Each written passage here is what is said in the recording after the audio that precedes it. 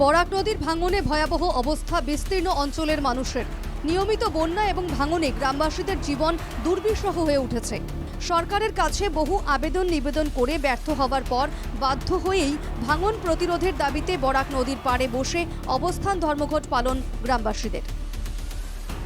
নদীর পাড়ে বসে হাতে হাতে প্ল্যাকার্ড নিয়ে বিক্ষোভ দেখালেন গ্রামবাসী। জমায়েতে তুমুল স্লোগান।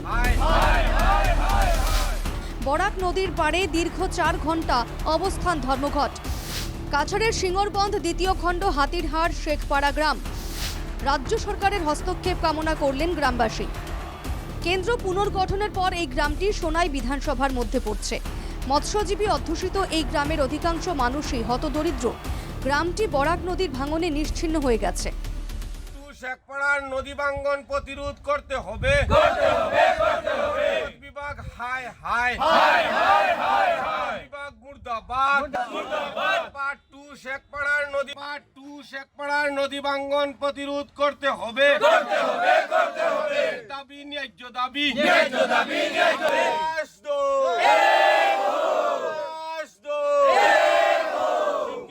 বরাকের ভাঙনে গ্রামের সর্বনাশের শুরু প্রায় 40 বছর আগে।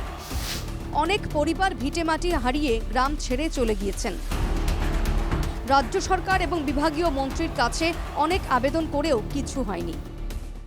আমরা যে জায়গায় থেকে অবস্থান ধর্মঘট করছি সেই জায়গাটা হচ্ছে নতুন সোনাই সমষ্টির অন্তর্গত রূপাইবালি জিপি সিঙ্গিরবন পার্ট 2 শেখপাড়া। আমাদের এই সিঙ্গিরবন পার্ট 2 শেখপাড়া আজকে 40 থেকে 50 বছর ধরে ধারাবাহিকভাবে একের পর এক নদীতে চলে যাচ্ছে গড়বাড়ি।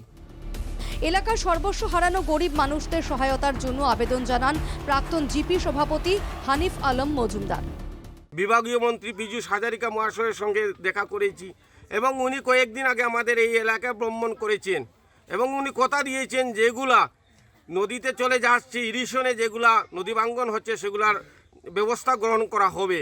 তাই আমি বিভাগীয় মন্ত্রী আসামের মুখ্যমন্ত্রী শ্রী হেমন্ত বিশ্ব শর্মা মহাশয়ের কাছে বিনম্রভাবে অনুরোধ করছি, এই এলাকার মানুষ অতি গরিব মানুষ, যেগুলা মানুষের ঘরবাড়ি চলে গেছে, এইগুলা মানুষের কোনো জায়গা জমিন নাই, ওগুলা মানুষ আর্থিকভাবে দুর্বল, তাদের এই যাতে কম্পেনসেশনের ব্যবস্থা করা হয় এবং যাদের জমিন জায়গা নাই তাদের জমিন জায়গার ব্যবস্থা যাতে করা হয় আমি অনুরোধ করছি।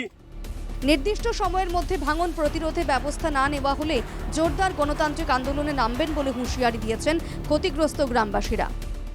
যে বারবার আমরা মেমোরেন্ডাম পেশ করেছি, আমাদের এলাকার মানুষ আমরা বসে আলটিমেটাম দিব এবং আলটিমেটাম পেশ করার পরে যদি নির্দিষ্ট সময়ের মধ্যে যদি কাজ না হয় আমরা গণতান্ত্রিক পদ্ধতিতে বিহিত ব্যবস্থা গ্রহণ করতে বাধ্য হব। ধন্যবাদ। গরিব মৎস্যজীবী এই গ্রামের মানুষদের রক্ষায় বরাক নদীর ভাঙন প্রতিরোধে সরকার কি ব্যবস্থা নেয় সেটাই এখন দেখার। শিলচর থেকে আহাদুল আহমেদের রিপোর্ট, NK টিভি বাংলা।